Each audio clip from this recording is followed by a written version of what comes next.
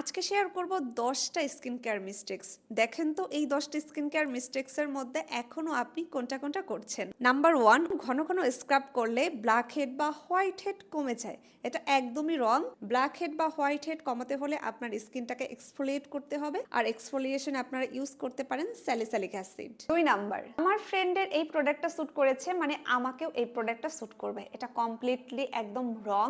আপনি বা আপনার ফ্রেন্ডের যদি সেম অয়েলি স্কিন হয় তাহলেও কিন্তু একই প্রোডাক্ট আপনাকে বা আপনার ফ্রেন্ড দুইজনকে স্যুট নাও করতে পারে। অ্যান্ড এটাই কিন্তু একদম রাইট।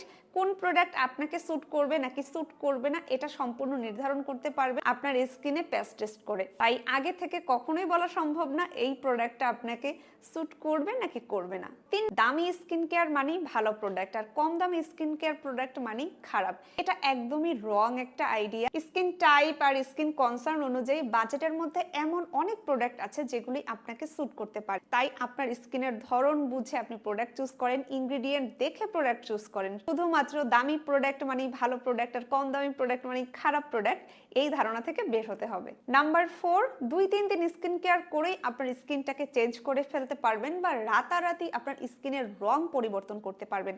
এটা একদমই রং একটা আইডিয়া। কনসিস্টেন্সি মেনটেন করতে হবে।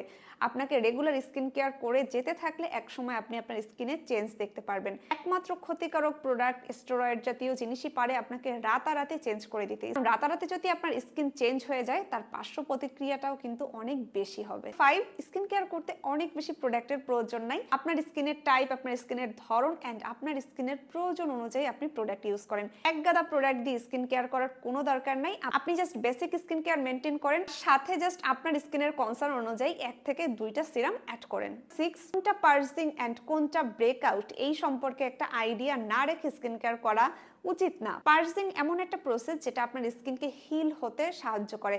এখন আপনি পার্সিং দেখে যদি ভয় পেয়ে আপনার স্কিন কেয়ার প্রোডাক্ট ইউজ করা অফ করে দেন তাহলে কিন্তু আপনার স্কিনটা আর কখনোই হিল হবে না। তাই আপনাকে ফাইন্ড আউট করতে হবে কোনটা পার্সিং আর কোনটা ব্রেকআউট। 7, আমি অনেক সিরাম ইউজ করি বাট আমি সানস্ক্রিন স্কিপ করি। এটা একদমই করা যাবে না। সিরাম কখনোই কাজ করবে না আপনি যদি আপনার স্কিনে সানস্ক্রিনটা মিস করেন। নাম্বার 8, যাদের অয়েল স্কিন তারা অয়েল কন্ট্রোল জাতীয় ফেস ওয়াশ রেগুলার ইউজ করা। আমি সবাইকে না করি আপনারা আপনাদের স্কিনে অয়েল কন্ট্রোল জাতীয় কোনো ফেস ওয়াশ ইউজ করিয়েন না। এটা দীর্ঘদিন ইউজে আপনার স্কিনটা অনেক বেশি ড্রাই, ড্যামেজ, ডিহাইড্রেটেড হয়ে যাবে। তার থেকে আপনি আপনার স্কিন কনসার্ন অনুযায়ী ভালো মানের একটা ফেস ওয়াশ বা ক্লিনজার ইউজ করেন।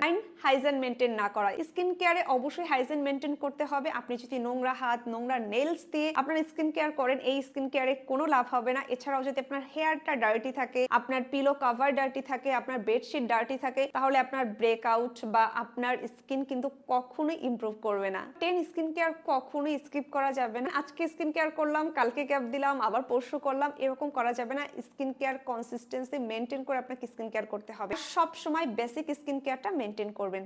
স্কিনও বা ইনসাইড যে কোনো একটা সিঙ্গেল প্রোডাক্টও আমার কাছে পেয়ে যাবেন ফ্রি হোম ডেলিভারিতে।